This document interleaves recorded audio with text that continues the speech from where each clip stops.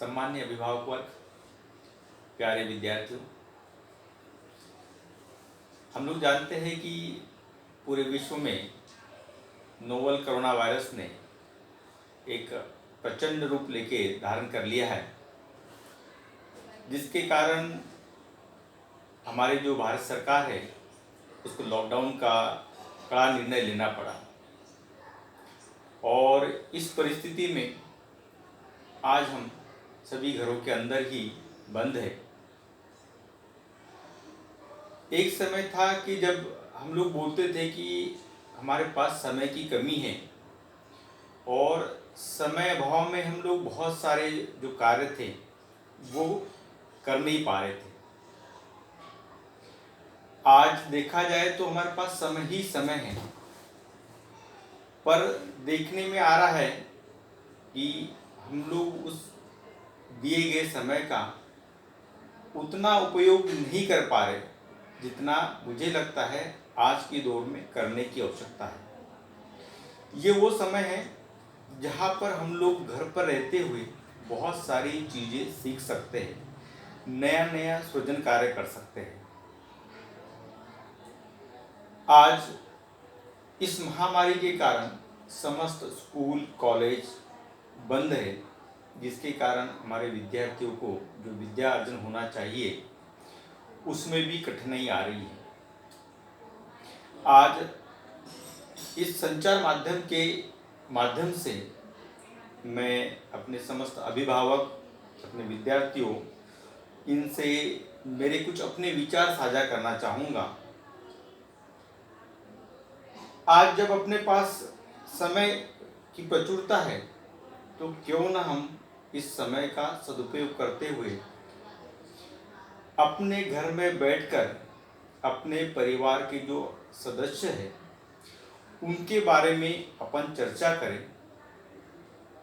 घर में ही बैठकर अपने माता, अपने पिता, अपने भाई, अपने बहन और परिवार में जितने भी सारे सदस्य हैं उनको लेकर हम लोग कुछ अच्छी बातें उनके बारे में एक कागज पर नोट कर लें। मुझे लगता है ऐसा करने से हमें उनको समझने में और ज़्यादा आसानी होगी। जैसे अपने घर में जो पिताजी है, उन पिताजी का यदि बारे में मैं बोलूँ कि कैसे है तो सब बोलेंगे कि बहुत अच्छे हैं। आपकी माताजी कैसी है तो शायद आपका जवाब आएगा बहुत अच्छी है, दुनिया की सबसे अच्छी माता मेरी माता है। पर यदि ये पूछा जाए कि आपके माता के बारे में 5 अच्छी बातें बताइए तो मुझे लगता है उसको बोलने में हमें 15 मिनट, 20 मिनट या हो सकता है आधा घंटा भी लग जाए।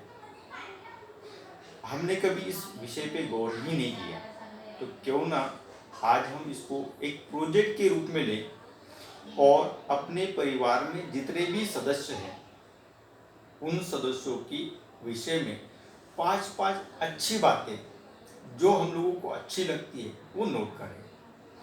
और नोट करने के बाद में उनके साथ में ये साझा करें कि आपके जो जीवन जीने की शैली है उस जीवन जीने की शैली में आपके संबंध में मुझे ये 5 बातें अच्छी लगती है।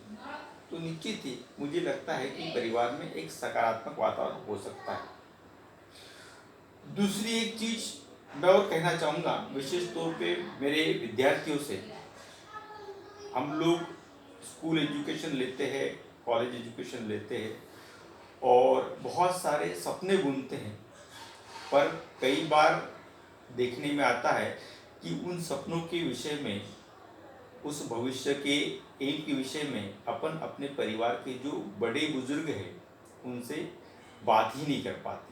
उनको मालूम ही नहीं होता कि मेरा बालक या मेरी बालिका किस क्षेत्र में आगे बढ़ना चाहती है।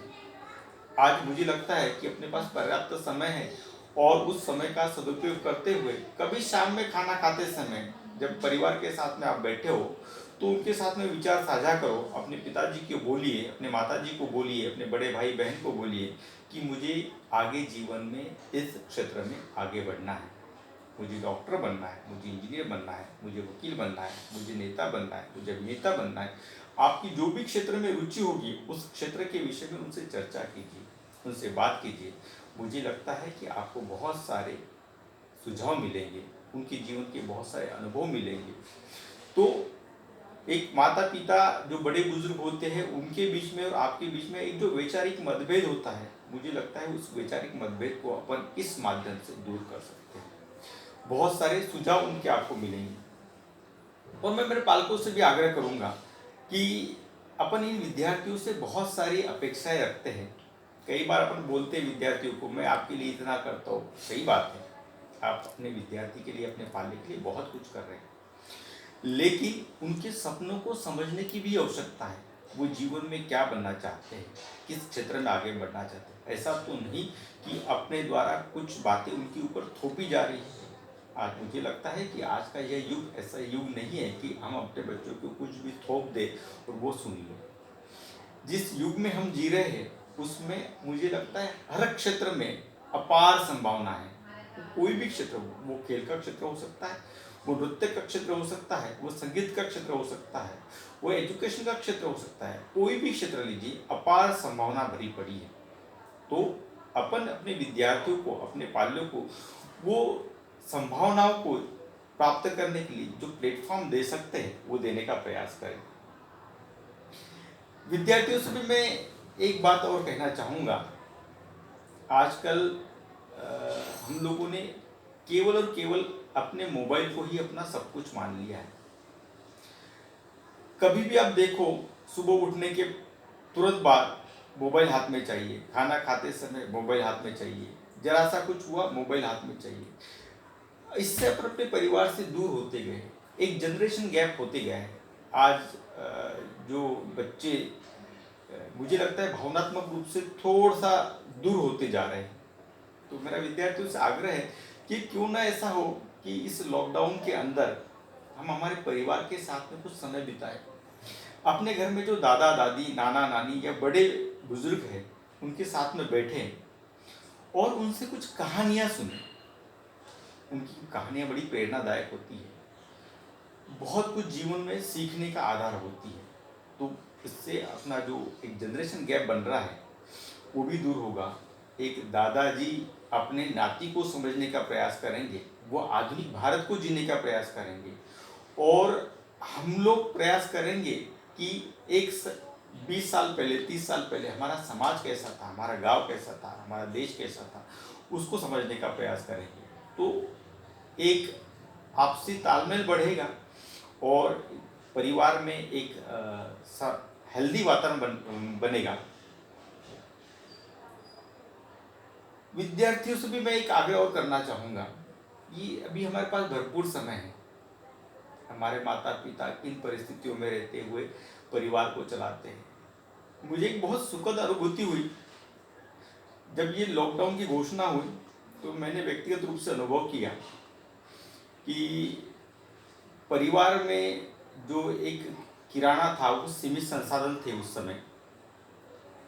तो शुरुआत में मेरे घर में रोज शाम में कभी कढ़ी गोड़े बन रहे थे, कभी अपने गांव की भाषा में बोलते फुनके बन रहे थे, अलग अलग नई नई डिशें बन रही थी। मुझे लग रहा था कि अपने घर में पार्टी का वातावरण है। पर एक समय बाद अनुभव में आया कि नहीं, ये पार्टी का वातावरण नहीं था। ये मेरे घर में जो मातृशक्ति है, जो माता है, मेरी पत्नी है, मेरी बहू है, वो एक जो बोलते ना कि किचन मैनेजमेंट वो बता रहे थे। उनको मालूम था कि अपने पास संसाधन कितने हैं और इन सीमित संसाधनों के अंदर हमको परिवार को हेल्दी फूड दे रहा है जो उनके लिए उपयोगी हो, जो उनके स्वास्थ्य के लिए लाभदायक हो।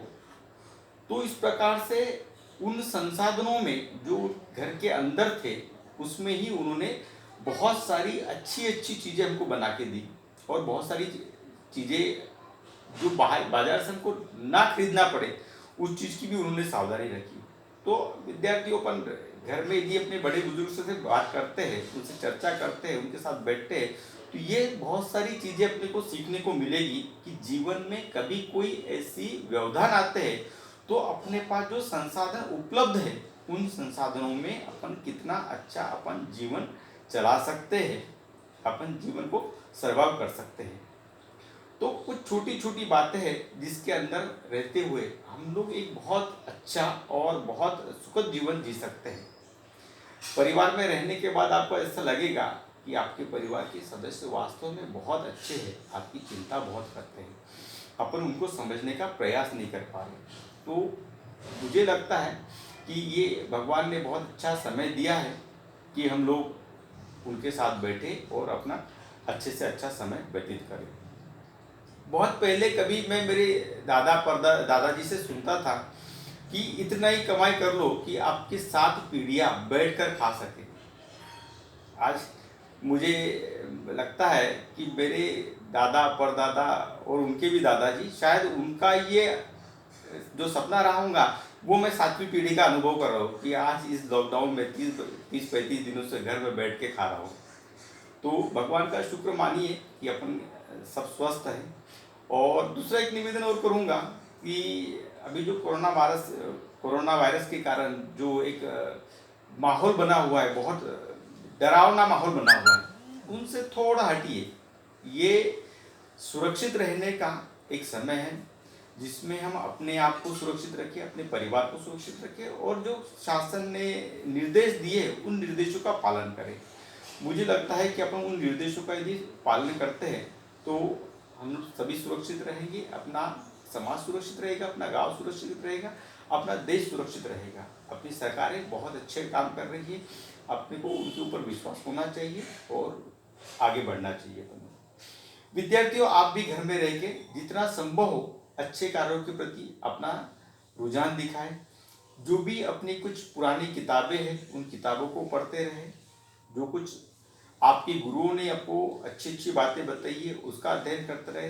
अपने घर में अपने पितृपुरुषों के साथ में बैठकर जो भी अपने धार्मिक ग्रंथ है उन धार्मिक ग्रंथों का अध्ययन करते रहे तो अपने को जीवन में आगे बढ़ने की बहुत सारी सफलताओं को गढ़ने की जानकारी मिलती रहेगी। मुझे विश्वास है कि आप सभी घर में होंगे, सुरक्षित होंगे। भगवान से मैं प्रार्थना करता हूँ कि सभी स्वस्थ रहें, सुरक्षित रहें और अपने अपने कार्यों में व्यस्त रहें। नमस्कार।